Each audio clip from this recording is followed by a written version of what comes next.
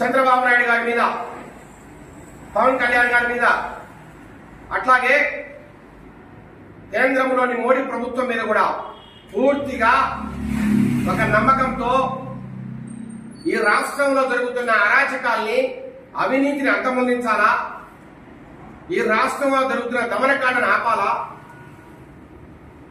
అభివృద్ధి అనే పదాన్ని ఎక్కడా కూడా లేకుండా ఈ రాష్ట్రాన్ని అధోగతి పాలు చేసిన జగన్మోహన్ రెడ్డి గారిని పూర్తిగా బంగాళాఖాతంలో కలిపేయాలా అనే ఒక కృత నిశ్చయంతో,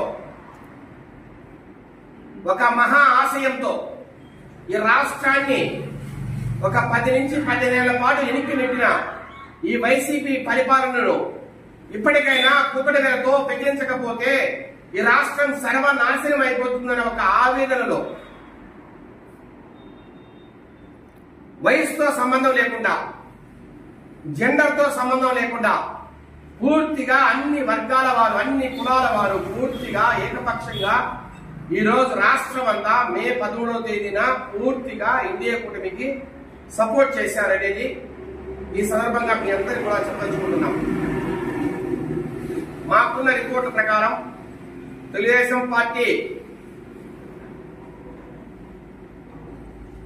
పార్టీకి వస్తున్న అభిప్రాయ సేకరణ ప్రకారం, వివిధ వర్గాల నుంచి మేము కలుపుకుంటున్న సమాచారం ప్రకారం, వివిధ నియోజకవర్గాల నుంచి మాకు అందిన సమాచారం బట్టి 108 నుంచి 120 పైన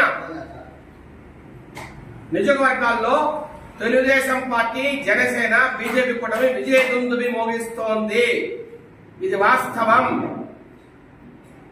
వైసీపీ ప్రభుత్వాన్ని చాప చుట్టి బంగాళాఖాతంలో కలిపేస్తున్నారు. అట్లాగే ఈ ఉమ్మడి కడప జిల్లాలో కూడా 5 సీట్లలో తెలుగుదేశం పార్టీ విజయదుందుబి మోగిస్తోంది. దాంట్లో రాజంపేట కూడా ఉంది. మాకు ఇప్పటి వరకు అందిన సమాచారం ప్రకారం రాజంపేటలో 10,000కు పైగా మెజార్టీలో శ్రీ సుగవాస సుబ్రహ్మణ్యం గారు విజయదుందుబి మోగిస్తున్నారు.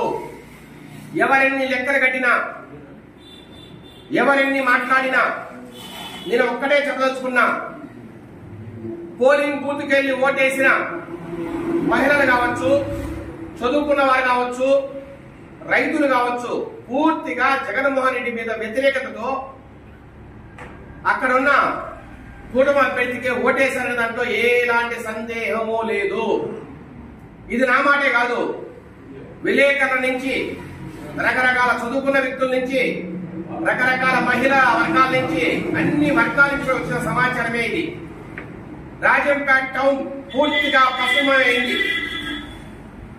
వైసీపీ అభ్యర్థి నివాసం ఉంటున్న రాజంపేట రూరల్ మండలమే 10,000కు పైన మెజారిటీ టీడీపీకి వస్తుందని వివిధ వర్గాల నుంచి వస్తున్న సమాచారం బట్టి ఒక్కసారి మీరందరూ చూస్తే ఎంతటి వ్యతిరేకత వైసీపీ అభ్యర్థి మీద ఉందో, ఎంతటి వ్యతిరేకత ఈ వైసీపీ ప్రభుత్వం మీద ఉందో ఒక్కసారి మీరందరూ గమనించాలి.